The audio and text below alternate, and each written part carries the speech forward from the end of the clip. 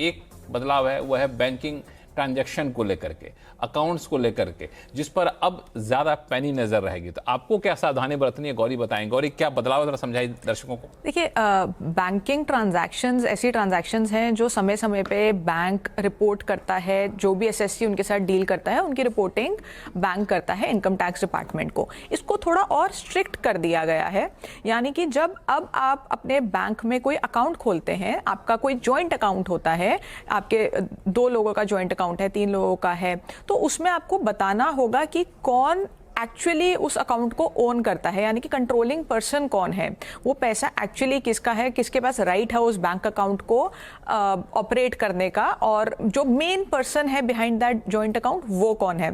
इसी के साथ साथ आपकी क्रिप्टो की जो रिपोर्टिंग होती है उसकी डेफिनेशन को वाइड कर दिया है। अब कोई भी क्रिप्टो ट्रांजैक्शन आप करेंगे वो आपकी रिपोर्ट होगी, यानी कि इसमें सीधी सीधी बात है कि बैंक जो इनकम टैक्स डिपार्टमेंट है वो क्रिप्टो की सारी ट्रांजैक्शंस को टैप करना चाहता है, क्योंकि कहीं ना कहीं इसमें रेवेन्यू लीकेज अभी भी हो रही है और क्रिप्टो का टैक्सेशन सबसे हाई ब्रैकेट में आता है। तो आप क्रिप्टो की कोई भी ट्रांजैक्शन करते हैं वो आपकी रिपोर्ट होगी। इसी के साथ साथ जब bank cell purchase of mutual funds, stocks या होल्ड भी करता है एज अ डिपॉजिटरी, अगर कोई स्टॉक्स या म्यूचुअल फंड्स को होल्ड करता है आपके लिए, उसकी भी पूरी की पूरी रिपोर्टिंग अब बैंक को करनी होगी। एचएनआईज़ के लिए बहुत बड़ा एक चेंज है, जहां पे उनके लिए भी जिस भी नेचर ऑफ अकाउंट है उनका, उसमें उनको अपना नेचर ऑफ कंट्रोल भी बताना है। यानी कि कंट्रोल तो वो करते हैं, वो एक अलग बात है, किस नेचर में करते हैं, एज अ ट्रस्टी करते हैं, एज अ बेनिफिशियरी करते हैं, सिर्फ साइनिंग अथॉरिटी है, क्या नेचर है उस कंट्रोल का, ये भी अब बैंक को बताना होगा। तो कहीं ना कहीं जो बैंक की सारी ट्रांजैक्शंस हैं उसको थोड़ा स्ट्रिक्ट कर दिया है, ताकि कहीं से भी कोई भी रेवेन्यू लीकेज या कोई भी मनी लॉन्ड्रिंग का केस जो है वो सरकार की नजरों से ना बच सके। इसमें अगर मान लिया हम टैक्स पेयर्स या अकाउंट होल्डर्स के नजरिए से देखें तो उनको क्या प्रिकॉशन लेना चाहिए? देखिए, प्रिकॉशन सबसे बड़ा तो ये है कि जब आप बैंक अपना ऑपरेट करते हैं या अकाउंट खोलने जाते हैं तो आपको ये डिक्लेरेशन बिल्कुल सही सही देनी है। अगर आप कहीं पे भी कोई डिक्लेरेशन ऐसी दे देते हैं जो सही नहीं है और बाद में आपके पास कोई नोटिस आता है तो आपके लिए प्रॉब्लम हो सकती है। और नोटिस आने से पहले भी अगर आप कोई डिक्लेरेशन ऐसी देते हैं जो गलत है और आपके पैन पे वो रिपोर्टिंग हो जाती है तो आपको उसको चेंज कराने में बहुत दिक्कत होगी।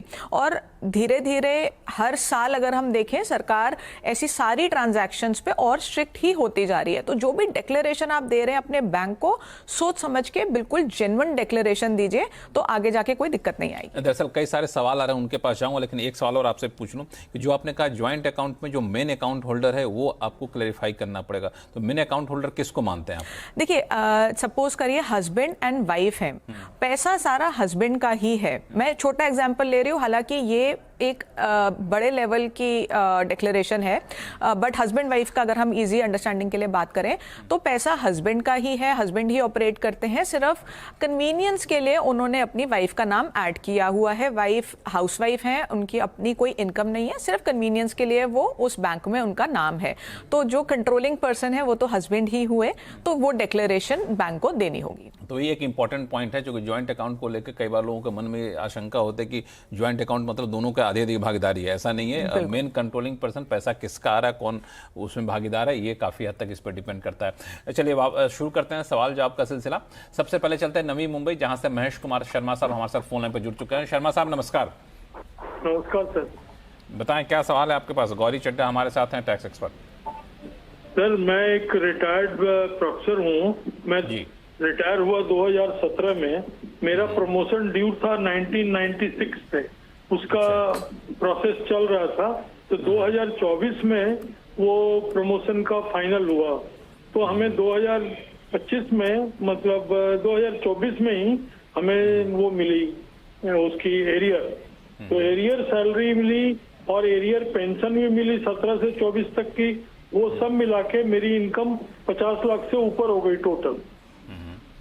तो उसमें क्या है कि एक सेक्शन 89(1) के अंदर मेरे को रिलीफ मिला टैक्स से, जो एरियर पे, लेकिन लास्ट में उन्होंने जोड़ दिया 10% सरचार्ज टोटल इनकम पे। तो मेरा ये कहना, जब सेक्शन 89 में हमें रिलीफ इसलिए मिल रही है कि जो हमें पहले नहीं लगना चाहिए था और अब लग रहा है, उसकी रिलीफ मिल गई। तो ये सरचार्ज भी तो उसी कारण से लग रहा है सर। उसकी तो रिलीफ, वो सरचार्ज तो हमको नहीं लगना चाहिए।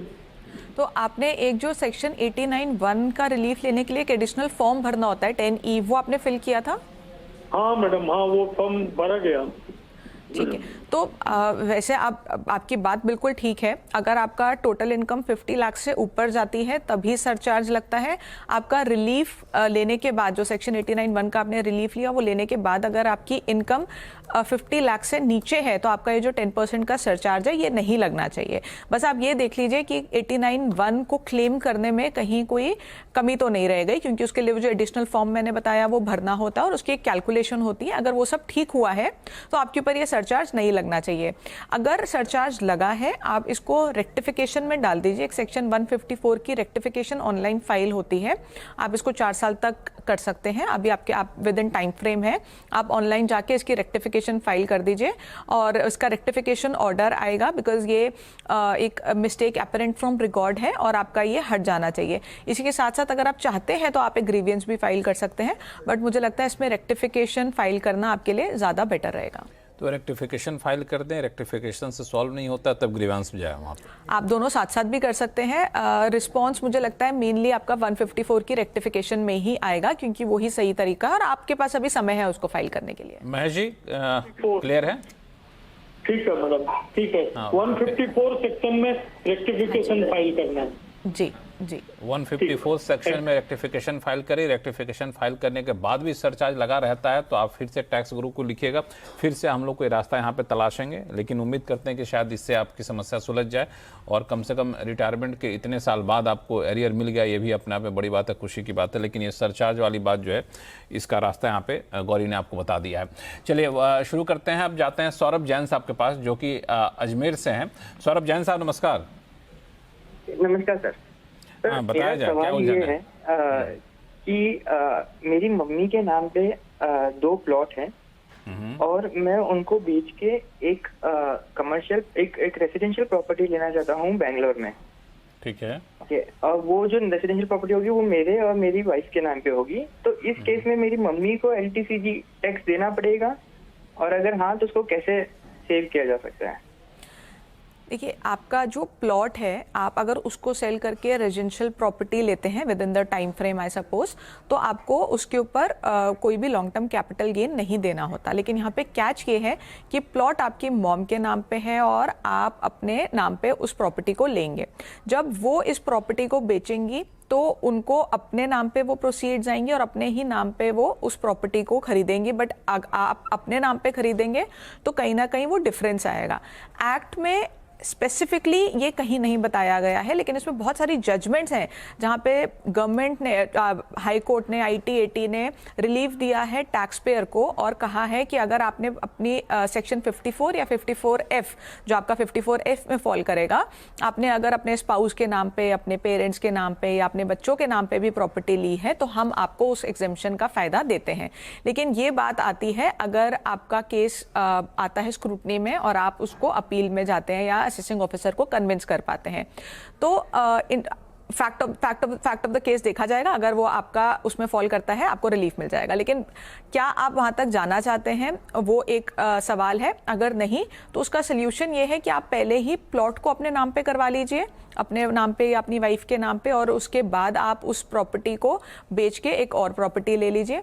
दूसरा ये है कि अगर आप ऐसी ट्रांजैक्शन कर रहे हैं तो अपने साथ, अपनी वाइफ के साथ अपनी मदर का नाम भी उसमें जोड़ लीजिए, थोड़ी सी कन्वीनियंस होगी। हालांकि अगर कभी भी नोटिस आता है आपको ये बताना होगा कि ये ट्रांजैक्शन किस बेसिस पे हुई है, और इसमें ये जो सेक्शन है ये basically beneficial for the SSC होता है। इसको हमेशा ये देखते हैं कि SSC को कहाँ फायदा हो रहा है। प्रोसीड्स जेन्युइन है, सारी ट्रांजैक्शन जेन्युइन है तो दिक्कत नहीं आएगी, बट नोटिस डेफिनेटली आ सकता है, तो आपको उसके लिए थोड़ा सा प्रिपेयर्ड रहना होगा। तो नोटिस आ सकता है, एहतियातन आपको कुछ उपाय करके रखने होंगे, लेकिन वो ट्रांजैक्शन इलीगल नहीं होगा।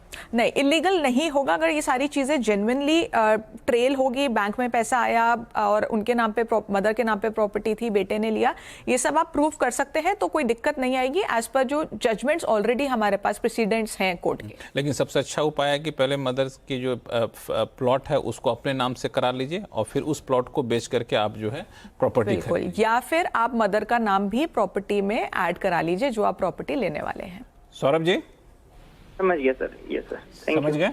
चलिए, Yes, बड़ा उलझन वाला मामला था, लेकिन बड़ा आसान भाषा में गौरी ने यहाँ पे समझा दिया है। उम्मीद करते हैं कि आप समेत कई सारे दर्शक इस तरह के ट्रांजैक्शन करते हों, उनको लिए बड़ा काम की बात ये निकल कर सामने आई।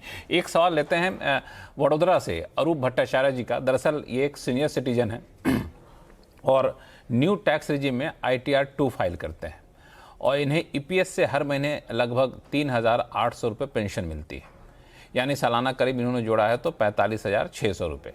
और अपने मंथली खर्च के लिए एक म्यूचुअल फंड इक्विटी वाला है, इसमें से SWP यानी सिस्टमेटिक विड्रॉल प्लान के जरिए हर महीने 46,500 निकालते रहते हैं, यानी लगभग 5,60,000 रुपये इनका सालाना बन जाता है। ये जो पैसा था म्यूचुअल फंड वाला, इन्होंने रिटायरमेंट पे जो ग्रेच्युटी मिली थी और PF का पैसा था, उन लोगों को मिलाकर इन्होंने किया था। अभी जानना चाहते हैं क्या असेसमेंट ईयर 2025-26 में न्यू रिजिम के तहत इन्हें सेक्शन 87A का फ़ायदा मिलेगा, यानी क्या इनका टैक्स जीरो हो जाएगा? इसमें जैसे दो चीज़ें हैं। आपका पहले तो पेंशन है, पेंशन आपका स्लैब रेट पे जाता है, सैलरी की तरह ट्रीट होता है और जितना आपका स्लैब में फॉल करेगा, जिसमें आपका टैक्स नहीं बनेगा, 87A का रिलीफ आपको उसमें मिल जाएगा। पेंशन वाले पे? पेंशन वाले पे। है। जो आपने SWP की बात की, तो आपने क्योंकि स्पेसिफाई किया है कि ये इक्विटी से आ रहा है, जिस भी इनको पता था नेचर इस वजह से इक्विटी का नाम दिया है। इक्विटी, हाँ, क्योंकि हर एक का अलग होता है। अगर डेट का होगा तो उसका ट्रीटमेंट अलग होगा, तो मैं आपको पहले इक्विटी का ही बता रही हूँ क्योंकि आपका उसी में फॉल करता है। इक्विटी का जब आप म्यूचुअल फंड होल्ड करते हैं और उसमें से आप SWP लगा रहे हैं, तो आपको जितना भी पैसा आ रहा है, आप साल के एंड में एक आपको स्टेटमेंट मिलेगी जिसमें बताया जाएगा कि उस अमाउंट में जो आपने विड्रॉ किया उसमें कितना आपका ही कैपिटल था। सपोज करिए आपने 5 लाख रुपए जो विड्रॉ किए हैं, उसमें से 3 लाख तो आपका अपना कैपिटल था और प्रॉफिट सिर्फ 2 लाख है, तो उस 2 लाख को हम प्रॉफिट मानेंगे, जिसमें से क्योंकि आपका ये इक्विटी का होल्डिंग है, तो आपकी जो 1.25 लाख की एग्जेम्पशन होती है पूरे साल की, वो भी आप क्लेम कर सकते हैं। जो बैलेंस बचेगा, अगर बचेगा, तो उसके ऊपर आपको टैक्स देना होगा, लेकिन उसके ऊपर आप 87A की रिबेट नहीं ले पाएंगे, वो एक्ट में स्पेसिफिकली मना किया गया है। तो डिपेंड करता है आपके अमाउंट पे और उस अमाउंट में आपका कितना गेन बनता है। वो स्टेटमेंट आपको जो भी आपके ब्रोकर हैं, बैंक है या जिनके थ्रू आपने इन्वेस्ट किया है, वो स्टेटमेंट आप उनसे लीजिएगा, उसमें आपको गेन अलग से दिखेगा कि आपका गेन कितना आ रहा है। तो इस गेन के हिसाब से फिर अपना कैलकुलेशन कर सकते हैं। बिल्कुल। तो चलिए, उम्मीद करते हैं कि ये उलझन दूर हो गई होगी। फिर भी अगर कोई रहता है तो आप अपना फ़ोन नंबर दीजिएगा, फ़ोन पे हम लोग सीधा आपसे अपने टैक्स गुरु से संपर्क कराएंगे और भी कोई उलझन होगी तो उसे दूर करेंगे।